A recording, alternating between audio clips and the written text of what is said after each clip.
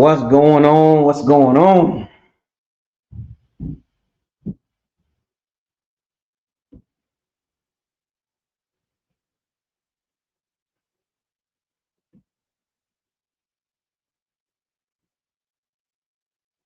What's going on?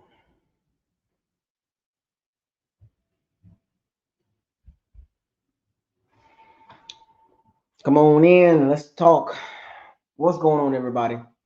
Welcome to Buckles Locker. Subscribe to the channel, like the channel, share all the videos. Don't forget to hit the notification bell icon to notify you on videos that go live on this channel. I want to take time out, shout Power C Bandits. You know what I'm saying? Keep supporting the channel. I try to make videos here and there. A lot of conversation. I want to get right to it. A lot of conversation, some talking points, the next 20, 30-minute conversation. Not going to take up too much of your guys' time and ladies. You see the title of the video. There's been a lot of talk about what's going on with the Bucs. You know what I'm saying? But I'm going to get to a couple of things, talking points right quick, some game highlights. The Bucs lose 28-23 at home to the New England Patriots. Mayfield had a pretty decent game, it wasn't bad at all, 28 for 43, 273, 3 tutties, no picks. Also, shout out to TreVeyon Henderson, the New England Patriots rookie running back, explosive, super fast, very dynamic. The Patriots got some speed on their team. Kyle Williams, the rookie from Washington State. They got TreVeyon Henderson. They got some speed guys on their team. But TreVeyon Henderson had 147 yards, 2 teddies, 69-yard, 59-yard touchdown runs. 3 of the 4 touchdowns the Patriots scored on. 3 of them was 50+ yards. Very explosive plays. The Bucs had no answer for that. The Bucs was not as explosive as the Patriots, even though we outgained them. You know what I'm saying? Failed 2-point conversion. Final drive. You know what I'm saying? Garbage touchdown, really, to be honest with you. But stat padding a little bit. But Patriots was too disciplined to let that game slip away at the end. We've seen a lot of times during the season that games can still go, right? Tez Johnson, 2 TDs. Shout out to Tez Johnson, Mecca, with a TD. Defensive struggles here and there. Mac Hollins looking like prime Julio Jones against us. He was their number 1 target, right? Zion McCullough still inconsistent at cornerback. Benjamin Morris is getting a lot of snaps from Jamel Dean, but maybe he should get Zion McCullough snaps. Because number 35 playing, he's doing his thing. You know what I'm saying? So I don't understand that. I think Todd Bowles is still hell bent on. I think he's kind of sending a message like Jamel Dean will not be here next year. Number 35, he will not be here. I think that's pretty clear. That's unfortunate, but he's making it very clear. 270 yards passing, 166 rushing. The Bucs gave up. The Bucs gave up a lot of stuff, man. The defense did look great in some areas. They played better in the second half. Excuse me. No sacks. We had 1 takeaway, the Tyke Smith interception. Tyke Smith is doing a really good job at safety, but I think he's better like around the line of scrimmage. Like him and Antoine Winfield Jr. are like the same player, kind of sort of. I don't think they play good together, but I think they're the same player as far as like the impact. Tyke Smith, I gotta say this: Tyke Smith is a better blocker. I'm sorry. Tyke Smith is a better tackler. I'm sorry. He hits hard. Winfield Jr. don't hit hard. Like Tyke Smith, he brings the wood.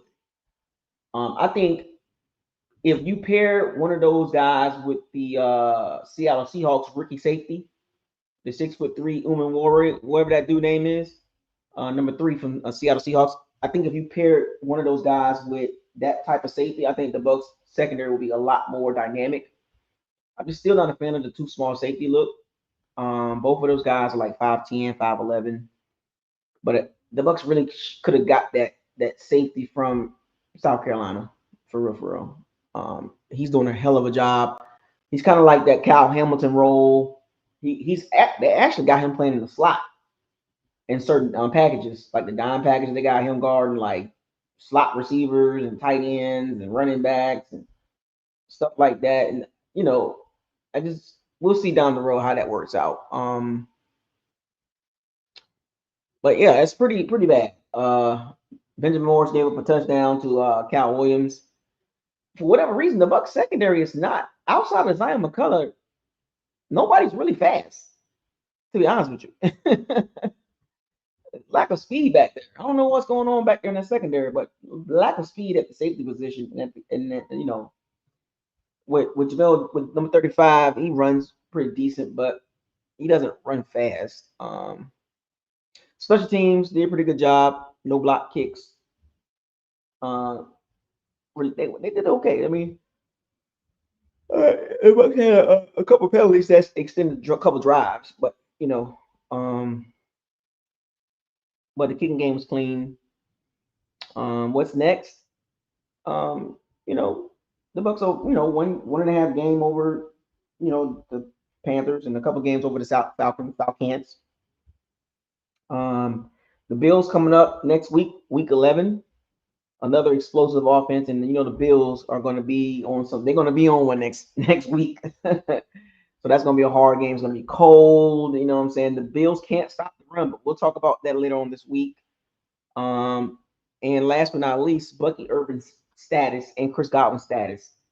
I don't expect to see Chris Godwin for the 3 weeks. They didn't, you know, and we're going to get to that, and that's kind of what I really want to talk about.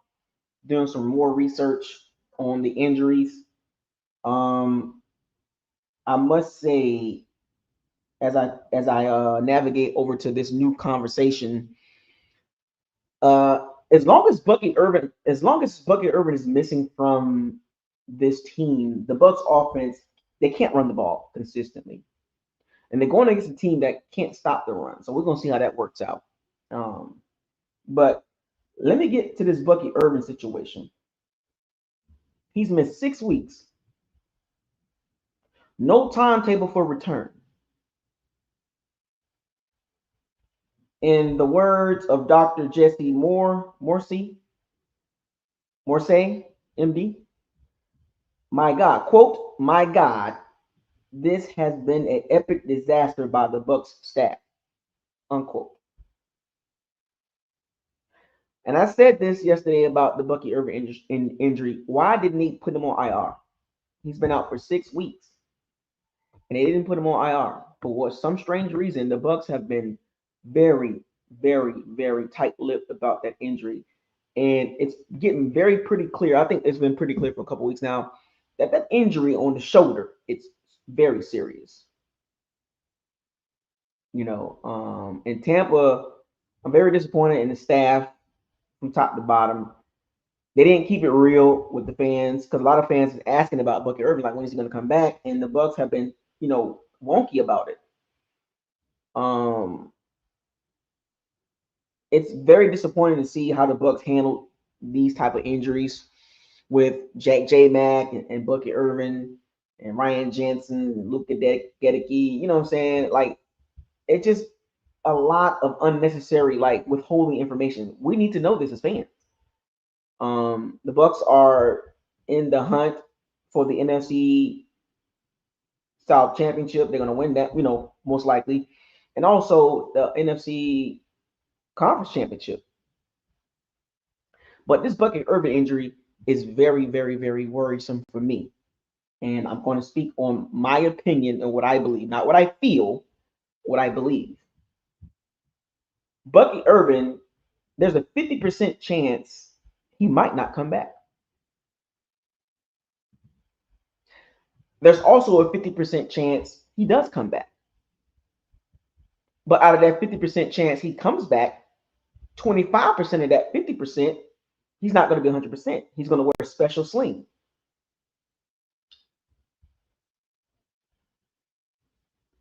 There might be multiple issues going on with that shoulder, a fracture and a dislocation. And the Bucs are trying to figure out, will physical therapy work or season-ending surgery with a torn labrum? In my opinion. And I'm not saying this is for what's happening, but this possibly could be season-ending. Right at Fire the Cannons, correct. This possibly could be a season-ending injury, but the Bucs don't want to conform to that. They're hoping that with just time off, it will get better. We've seen shoulder injuries across the NFL.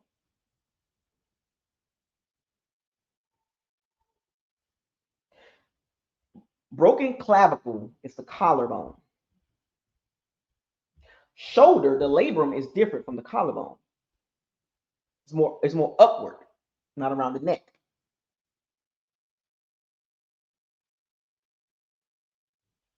If the injury was not serious, it wouldn't have taken 6 weeks for the Bucs to finally come out and give us some information.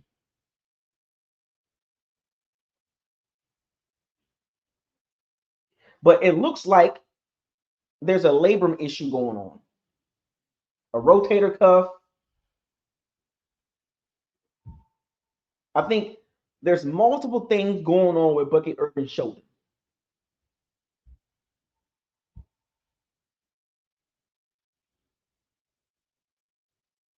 I'm just telling you what I've researched, reading what the doctors say about Bucky Irving's injury, understanding as a person that went through a broken clavicle, that was a minimum of 6 to 8 weeks in a sling. And I didn't even do no therapy after that. So it's really probably a 12-week injury.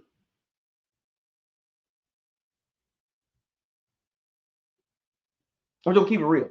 So coming from somebody like me as an experienced person with a shoulder injury, something that's dealing part of the shoulder, this is not he's gonna be back soon. We don't know when he's gonna come back. And when you start speaking like that, that's bad. Because there should be a timetable for him to come back at this point. 6 weeks, 6 weeks, including the bye. That's including the bye. No timetable, none. They're not even saying he can return for the playoffs. Like with Mike Evans with his broken clavicle or broken collarbone, he can come back at week 13, week 14. But I don't think he'll be 100%, but we'll see. The Bucs are, to me, have done a very, very poor job in the last several years when it comes to players' injuries on the team. And I don't know why they get like this or why they get down like that. Because they ain't really like that, you know what I'm saying? But it's just weird to me.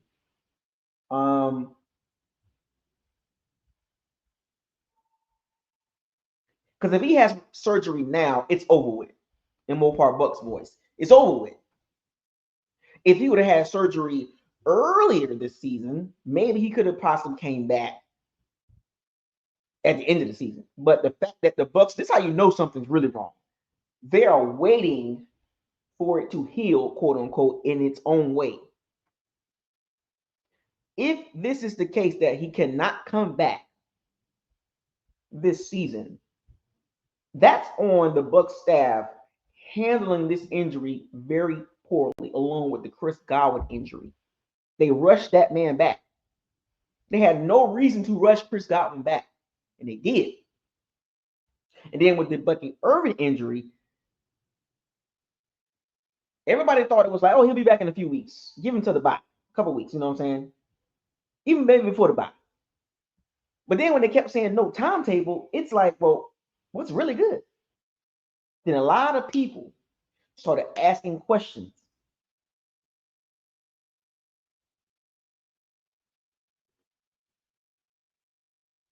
To the point where information has been leaked about his injury. Now that the world-renowned doctors in the country, in America, I'm sorry, the American doctors, the NFL doctors that that that covers players' injuries have spoken on this.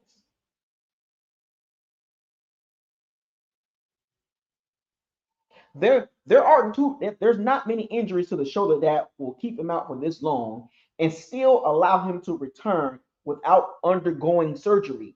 So in other words, he should have went under surgery. I think there's multiple issues going on with his shoulder.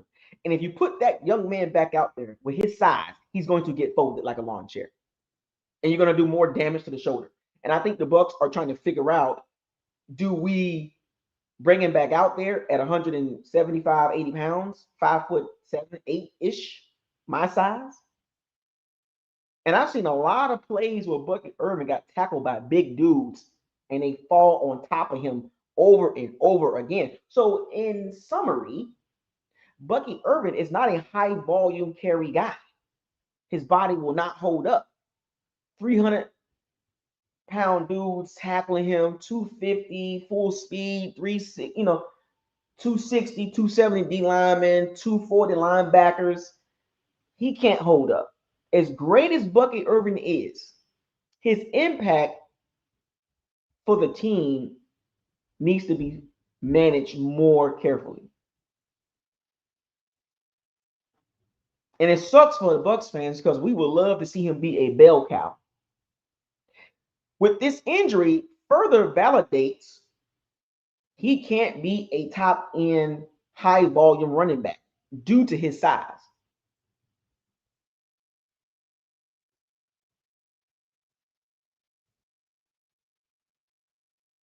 $5'8" 7-ish, 175, 80 pounds with 300-pound guys tackling him, 250-pound linebackers, 240-pound linebackers hit them over and over again. Several tackles he's been tackled pretty nasty, but he got up and finished that Eagles game knowing that he shouldn't. Then somebody said that it happened the game before. And then the Bucs waiting too long to figure out what they're going to do. Now they're in a holding tank talking about we don't know when he's going to come back. Not good, folks. Not good. And as far as the Chris Godwin injury, he won't be back probably until the last 3-4 games. That's another injury that they mismanaged. We got to get Chris Godwin back out there right away. His fibula, his ankle can't hold up. He will not be explosive. Chris Godwin will be a DeAndre Hopkins type receiver. Can't get no separation. It was already, you already saw it in some of the games where he could not separate. The games that he did play. At this point, Chris Godwin's career can still be okay, but it won't be peak Chris Godwin. It's over with.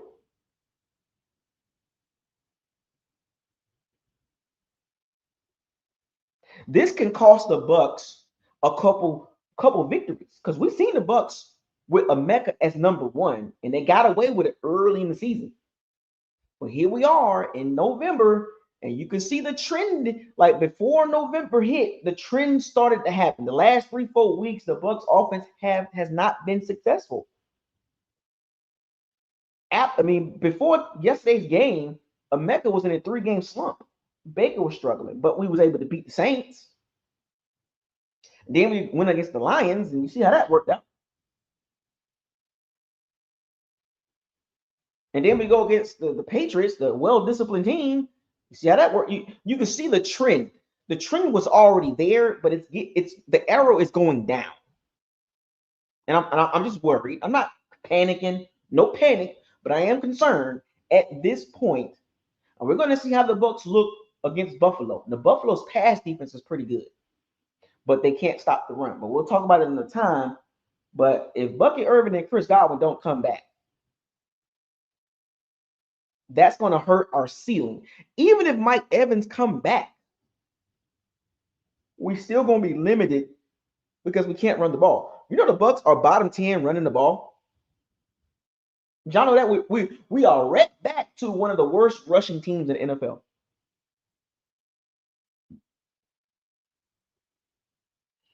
Hassan Reddick, don't know what's going on with him.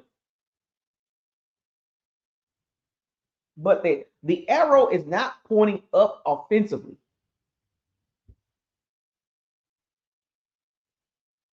Let me repeat. The Bucs offensively, the arrow is not pointing up. It's every week it's starting to look very, very sputtery and clunky. And I don't know what to tell y'all. Yeah, Baker had 273 yards, but a lot of that was playing catch up. We still haven't seen the Bucs outside of the Saints game dominate a game for 4 quarters.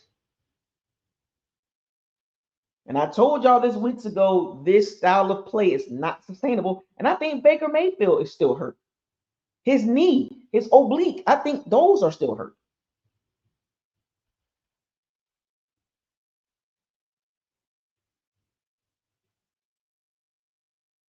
Epic mishandling of the Bucs staff.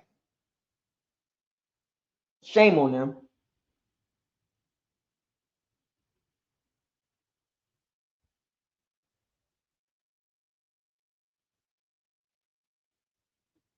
I think Baker hurt. I think Baker has a shoulder injury.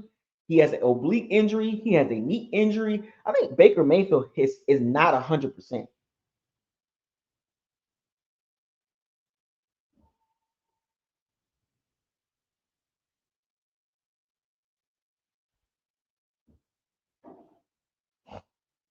Which explains why Baker can't really run around like he used to.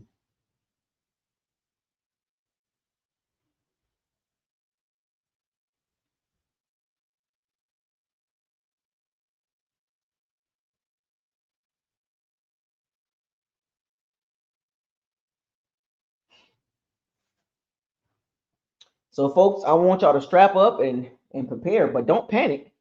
The Bucs will win a couple games, in the back end of the season, but it won't be as easy as we think it would be, or we thought it would be, and that's unfortunate because the Bucs at full strength, we are a super problem. But the Bucs with Emeka as the number one receiver are going to struggle.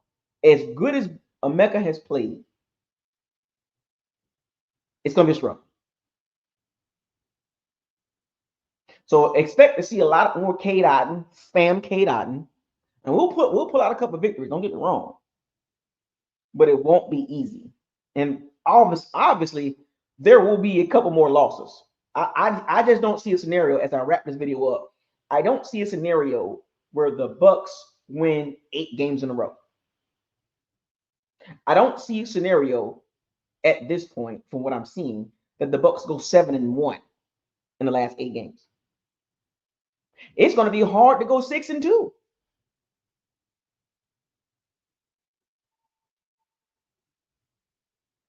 But I can see a 4-4, a 5-3 finish, because a 4-4 finish puts us at 10-7. A 5-3 finish puts us at 11-6, which I expected that the Bucs will be a 10-7, 11-6 type team. Right around what I thought how it was going to play out. It's just hard for me to believe that the Bucs are going to go 6-2, 7-1, 8-0, or 8-0 the last 8 games. Because if you believe that the Bucs are going to win these next 8 games, raise your hand. And I applaud you for having that much optimism. If you got the Bucs winning 7 out of 8 games, which can happen, don't get me wrong, it can happen. Don't get me wrong. If you got the Bucs winning 7 out of these last 8 games, raise your hand. I applaud you. I respect you, and I would love to sit down and have a conversation on where your mindset is. How do you get 7 or 8 wins? How do you get 7 wins out of 8 games? Well, how do you get the Bucs winning the last 8 games? I would love to understand and gain knowledge from your football brain. Because help me understand how the Bucs can go 8-0 or 7-1 the last 8 games. Hell, if you got the Bucs going 6-2, raise your hand the last 8 games. And I would love to sit down with you and just try to understand your football thought process. It's like, how do you think about football? And I'm not saying how you think about life, but just football. Is it emotion based, or is it like you really believe that the Bucs can win 6 out of 8 games? Now, don't get me wrong, they can, but it's going to take a heroic effort by Baker Mayfield and Rashad White and Sean Tucker for that running game to turn around. If the running game turn around, they can do it. But how do you figure that's going to happen? We've seen the running game without Bucky. It's not good.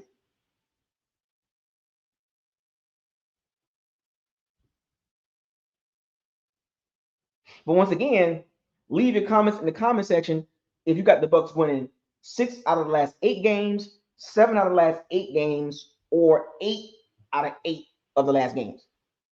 And if you have the Bucs winning 4 out of the last 8 games or 5 out of the last 8 games, then we can kind of relate to how we think. Because I think we're more like in tune with reality. I don't care about how you feel and what you believe and clairvoyancy, right? But what do you see? Well, I always say hashtag, what does your eyes tell you? If your eyes tell you the Bucs will be fine and they'll finish 12-5, 13-4, then great.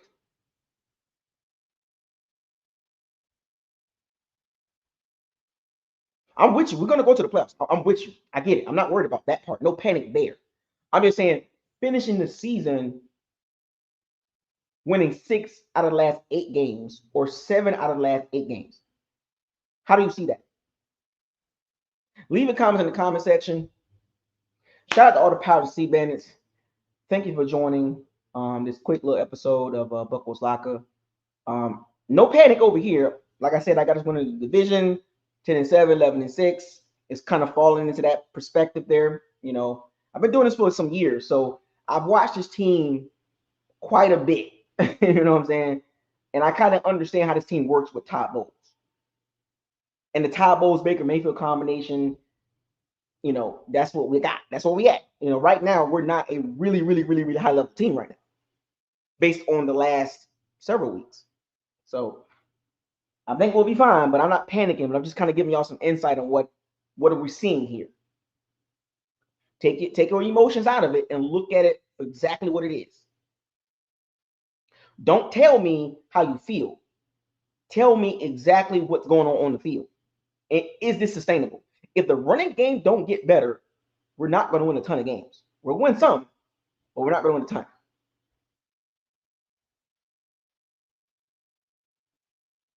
Subscribe to the channel, like the channel, share all the videos.